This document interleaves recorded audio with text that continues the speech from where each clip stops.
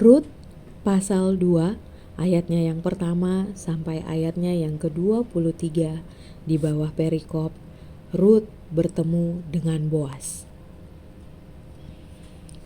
Naomi mempunyai seorang kerabat dari pihak suaminya, seorang kaya dan terpandang dari kaum keluarga Elimelek, namanya Boas. Rut, perempuan Moab itu, berkata kepada Naomi, "Izinkanlah aku pergi ke ladang memungut bulir-bulir jelai di belakang orang yang bermurah hati kepadaku."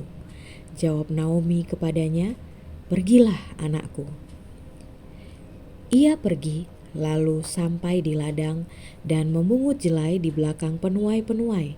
Kebetulan ia berada di ladang milik Boas yang berasal dari kaum keluarga Elimelek.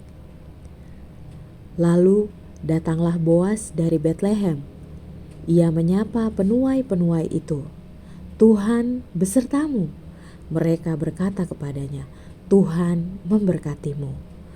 Boas berkata kepada hambanya yang mengawasi penuai, "Dari keluarga siapa perempuan itu?"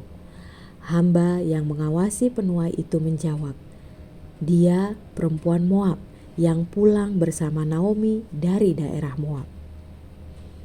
Tadi ia berkata, "Izinkanlah aku memungut jelai dari antara berkas-berkas jelai ini di belakang penyabit-penyabit." Begitulah ia datang dan terus bekerja dari pagi sampai sekarang dan beristirahat sebentar saja.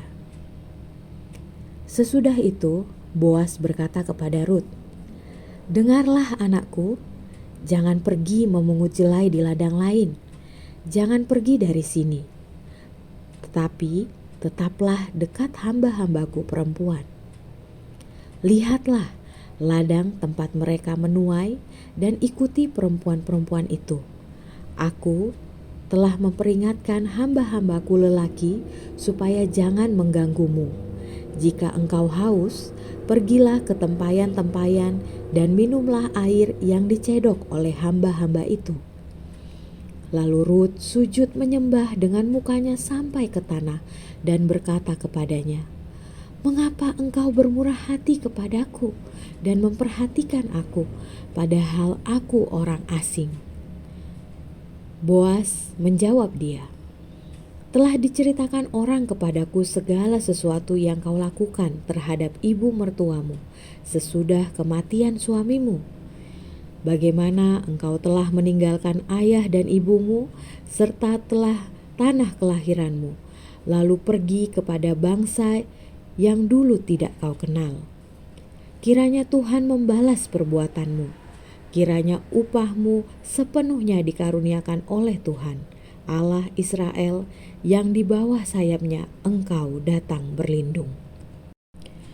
Kemudian Rut berkata, "Engkau sungguh bermurah hati kepadaku, Tuan, sebab engkau menghibur hatiku dan perkataanmu menenangkan hambamu ini.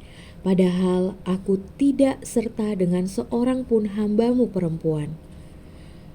Waktu makan, Boas berkata kepadanya, "Kemarilah, makanlah roti ini dan celupkan potongan rotimu ke dalam saus cuka ini."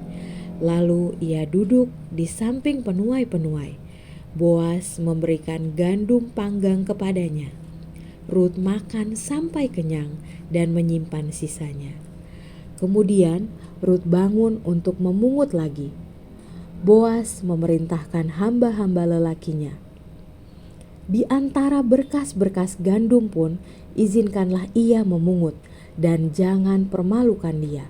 Bahkan kamu harus menjatuhkan sedikit gandum dari genggamanmu untuk dia dan membiarkan gandum itu dipungutnya, jangan memarahi dia."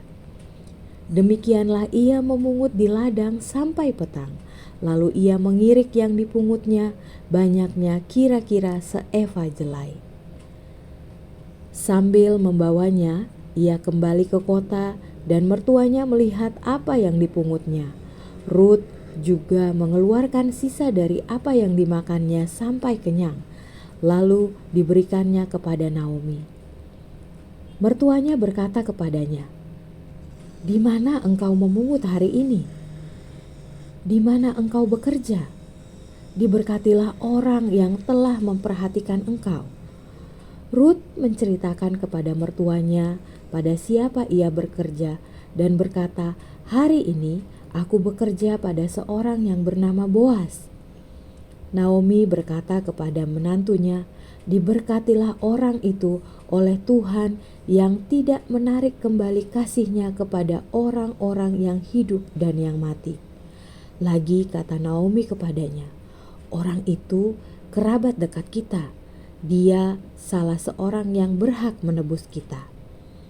Sahut Rut, perempuan Moab itu, "Ia pun berkata kepadaku, tetaplah bersama pekerja-pekerjaku hingga mereka selesai menuai seluruhnya di ladangku."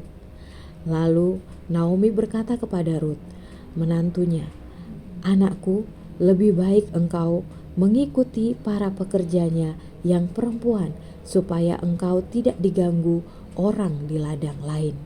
Demikianlah Rut tetap bersama para pekerja perempuan Boas untuk memungut sampai musim menuai jelai dan gandum berakhir. Selama itu juga ia tinggal bersama mertuanya.